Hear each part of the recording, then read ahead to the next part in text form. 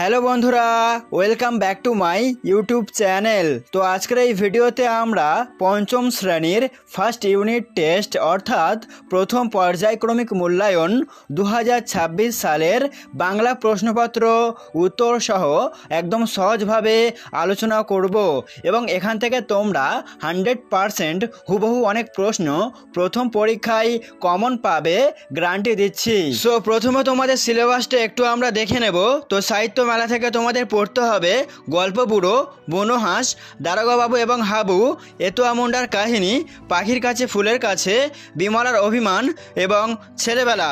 ভাষা পাঠ থেকে থাকছে সন্ধি, শব্দ ও পদ, বিপরীত শব্দ, শব্দার্থ ও বাক্য রচনা। এবং তোমাদের মোট পরীক্ষা হবে 20 নাম্বারের আর সময় থাকবে 40 মিনিট। ঠিক আছে, সো ফাইনালি চলে আসবো আমরা একের দাগের প্রশ্নে। সঠিক উত্তরটি বেছে নিয়ে লেখো যে কোনো 6টি। তো প্রথম প্রশ্নটি দেখো, ভারতবর্ষের বিখ্যাত মরুভূমিটি হলো গোবি, সাহারা, থর নাকি কালাহারি? সঠিক উত্তরটি হবে থর মরুভূমি। পরের প্রশ্ন, থুরথুরে শব্দটির অর্থ চনমনে, জড়সড়, জ্ঞানী নাকি নরবরে? সঠিক উত্তরটি হয়ে যাবে নরবরে।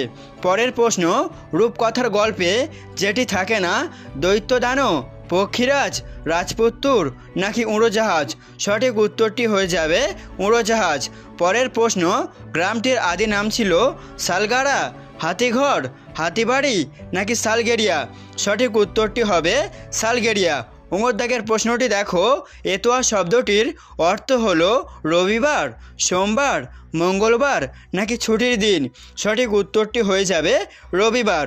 দাগের প্রশ্নটি দেখো, হাবু ও তার দাদাদের মোট পশু পাখির সংখ্যা 175টি, 170টি, 150টি নাকি 25টি? সঠিক উত্তরটি হবে 175টি। পরের প্রশ্ন, পাখির ডানায় যে শব্দ শোনা যায়, বো বো, শন শন, শোঁ শোঁ নাকি গাঁক গাঁক? সঠিক উত্তরটি হবে শোঁ শোঁ শব্দ শোনা যায়। পরের প্রশ্ন, এক রকমের হাঁসের নাম হলো সোনা, কুলো, কালি নাকি বালিহাঁস? সঠিক উত্তরটি হবে বালিহাঁস। এবারে চলে আসবো আমরা 2 দাগের প্রশ্নে।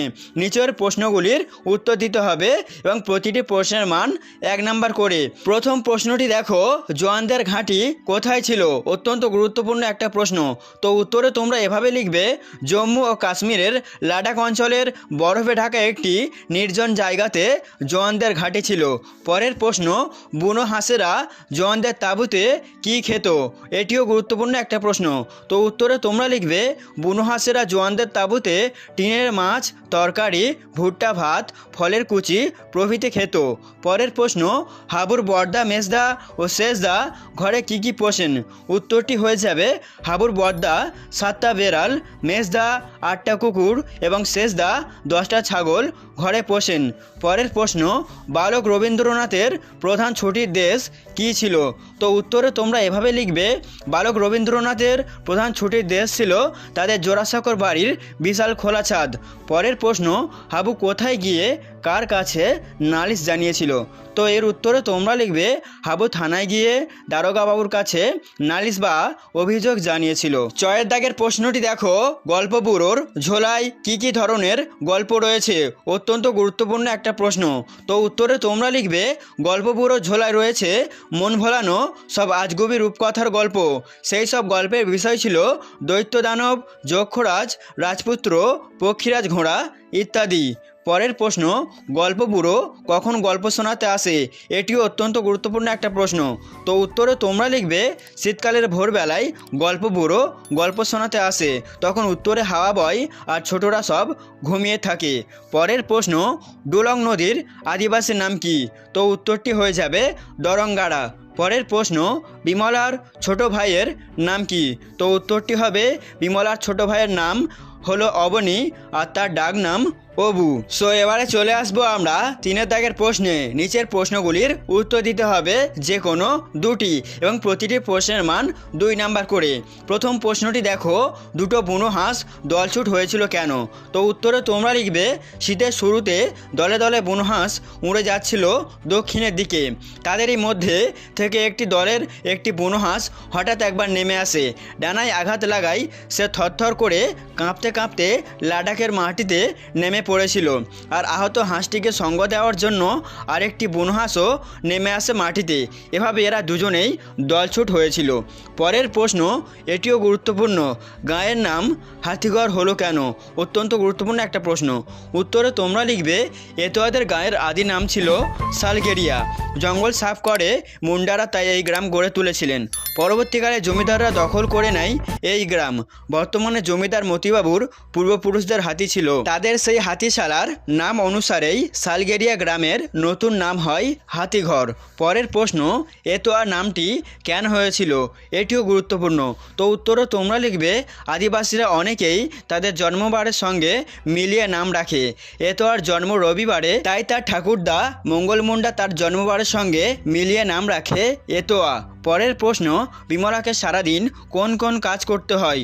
তো উত্তরটি হয়ে যাবে কবি নবকৃষ্ণ ভট্টাচার্যের বিমলার অভিমান কবিতায় বিমলাকে সারাদিন নানা কাজ করতে হয়। সে পূজার ফুল আনে, খোকা কাঁদলে তাকে সামলায়, ছাগল নোটে গাছ খেতে এলে তারাই, দাদা খেতে বসলে তাকে নুন দেয়, মায়ের পানটা ঝাল হলে চুন এনে দেয়। পরবর্তী প্রশ্ন, এটিও গুরুত্বপূর্ণ, দারোগাবাবু হাবুকে যে পরামর্শ দিলেন সেটি তার পছন্দ হলো না কেন? অত্যন্ত গুরুত্বপূর্ণ। তো উত্তরে তোমরা লিখবে, দুর্গন্ধ দূর করার জন্য দারোগাবাবু হাবুকে ঘরের দরজা জানালাগুলো খুলে দেওয়ার পরামর্শ দিয়েছিলেন। দারোগাবাবুর এই পরামর্শ হাবুর পছন্দ হয়নি। এর কারণ, ঘরের দরজা জানালা খুলে দিলে হাবুর পোষা পায়রাগুলি উড়ে চলে যাবে। এবারে চলে আসবো আমরা 4 দাগের প্রশ্নে। অর্থ লেখো, প্রতিটি প্রশ্নের মান হাফ করে। তো প্রথমে রয়েছে দরবার। দরবারের অর্থ হচ্ছে সভা বা রাজসভা। তারপরে আছে দেখো বাগাল। বাগাল মানে রাখাল। তারপরে আছে মিনার। মিনারের অর্থ হচ্ছে গম্বুজাকৃতি স্তম্ভ। তারপরে রয়েছে গুঞ্জন। গুঞ্জন মানে হচ্ছে গুনগুন। চলে আসছি আমরা 5 দাগের প্রশ্নে। সন্ধি বিচ্ছেদ করো যে কোনো 4টি। প্রতিটি প্রশ্নের মান হাফ করে। তো প্রথমে রয়েছে মৃন্ময়। এটা সন্ধি বিচ্ছেদ করলে হবে মৃৎ যোগ ময়, মৃন্ময়। তারপরে রয়েছে সদিচ্ছা।